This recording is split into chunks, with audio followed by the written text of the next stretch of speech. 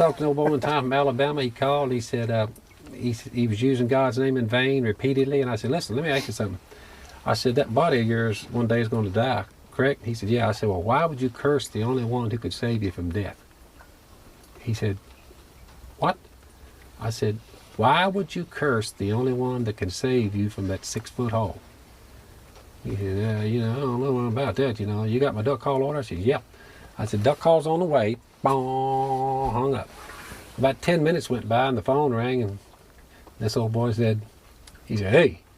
He said, it's me again. I said, what about it?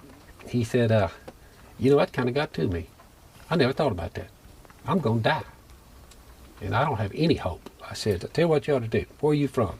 He said, Alabama.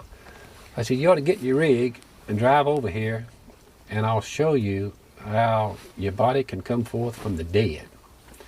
He said, well, I just might do that. 1 week later, I knock on the door. This bull steps in there, shoulders that wide. He said, you know who I am? I said, no.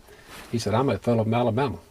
I said, who's that we? He said, that's my buddy. I said, y'all come in here a minute. I shared with him the gospel of Jesus, what those symbols represent.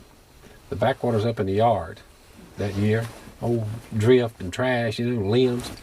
But at 9 or 10 o'clock at night, I shared the gospel with him. They bawled like babies. We walked down out there in the front yard. I cleared them out a hole in that backwater and I baptized them both. They got back in that old truck of theirs wet. Didn't even change clothes. I said, you boys want to change clothes? No, we all right now, man. So they jumped back in the truck and never heard from them again. How about that?